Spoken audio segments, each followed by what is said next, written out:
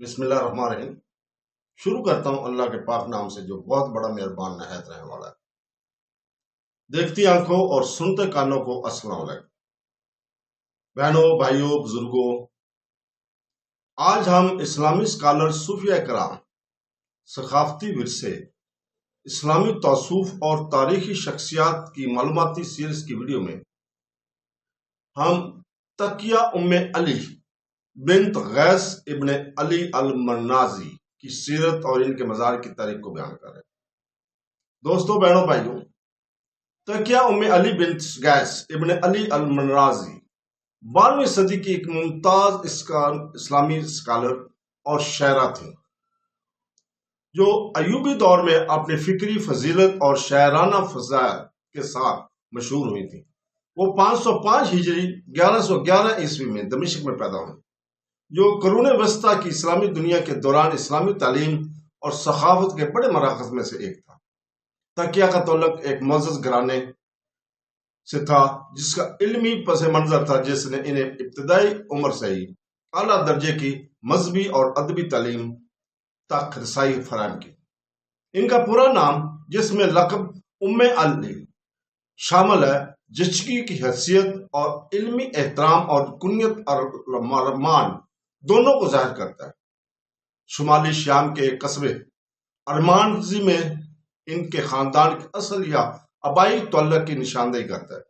بچپن ہی سے تقیہ نے سیکھنے میں، خاص طور پر دینی علوم، عربی زبان اور شاعری میں کمال مہارت کا مظاہرہ کیا تھا۔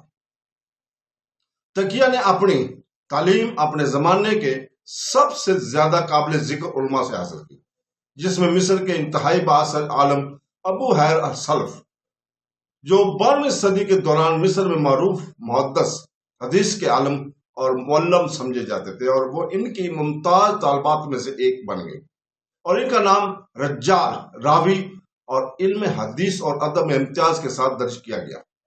تقیہ کی لگن، ذہانت اور علمی سختی نے اسے ایک علمی ماحول میں عزت بخشی جس میں عام طور پر مردوں کا غلبہ ہوتا ہے، اور وہ نہ صرف اپنے علمی کارناموں بلکہ اپنی بہتر شاعری اور عربی کے فصیح استعمال کے لیے بھی مشہور ہوئی۔ ان کی شاعری میں اکثر گہری مذہبی بصیرت، فکری نفاست اور کلاسیکی عربی ادب اسلوب میں مہارت کی عکاسی ہوتی ہے، جس سے اس وقت کے علماء اور شاعروں دونوں میں اس کی ساکھ کو مزید بلند کیا۔ ابو حیر السلف کے ساتھ ان کے تعلیم غالباً ان کے مصر ہجرت کے بعد ہوا، جو فاطمی دور اور ایوبی کے ابتدائی اعتبار میں سنی اسلامی اسکالرشپ کا فروغ پذیر مرکز تھا۔ یہ خیال کیا جاتا ہے کہ وہ اسکندریہ یا قاہرہ میں آباد ہوئی، جہاں انہوں نے اپنی تعلیم جاری رکھی اور فکری زندگی میں اپنا حصہ ڈالا۔ اس وقت مصر اہم مذہبی اور سیاسی تبدیلیوں سے گزر رہا تھا، خاص طور پر صلاح الدین ایوبی کے قائم کردہ ایوبی خاندان کی قیادت میں، جس نے شیعہ فاطمی خلافت کے زوال کے بعد سنی راسخ العقیدہ کو فروغ دیا تھا۔ تقیہ ایک سنی عالم کے طور پر مرکزی دھارے کی سنی روایت کے ساتھ ہم آہنگ مصر میں ایک معاون علمی ماحول پایا، اور ایک مشہور روایت پرست السلف کے ساتھ ان کی وابستگی سے اس دوران ہونے والی مذہبی تجدید کی مرکز میں رکھا گیا۔ تقیہ کی خدمات صرف علمی حلقوں تک محدود نہیں تھیں۔ ایک شاعرہ کے طور پر انہوں نے اپنی ادبی صلاحیتوں اور خوبصورت نظم میں گہرے خیالات کا اظہار کرنے کی صلاحیت کی وجہ سے پہچان حاصل کی۔ ایک ایسے دور میں جب خواتین کی آواز ہے علمی یا ادبی فارم پر شاد و نادر ہی بلند ہوتے تھے، تقیہ اپنی فکری موجودگی اور مرد علماء کے ساتھ برابری کی بنیاد پر مشغول ہونے کی صلاحیت کے لیے نمایاں تھے۔ وہ مسلمان خواتین کی نادر لیکن قابل احترام روایت کا حصہ تھے۔ وہ مسلمان خواتین کی ایک نادر لیکن قابل احترام روایت کا ایک حصہ تھی، جو مرد اور خواتین دونوں طالب علموں کی حدیث، ادب اور دینیات سکھاتی تھی۔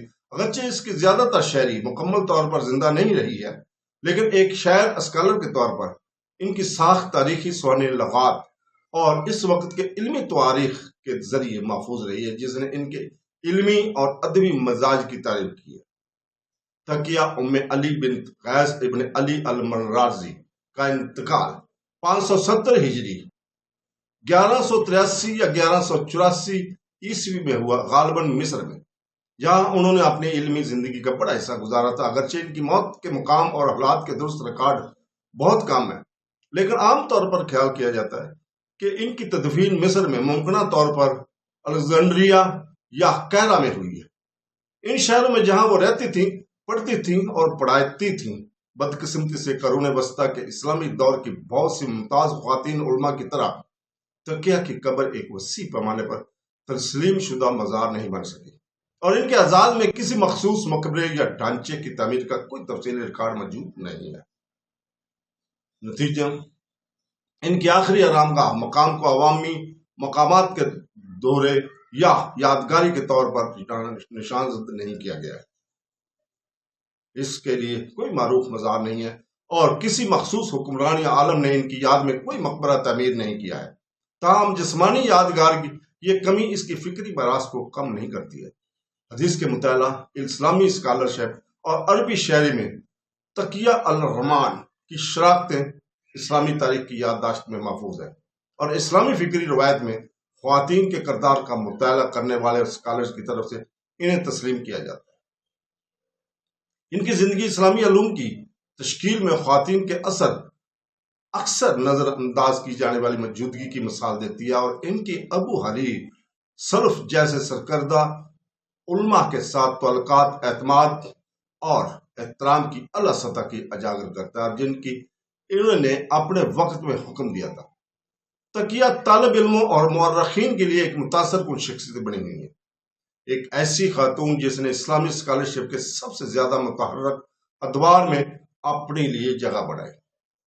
तो दोस्तों, इसके साथ ही हम कल तक आपसे इजाजत चाहते हैं।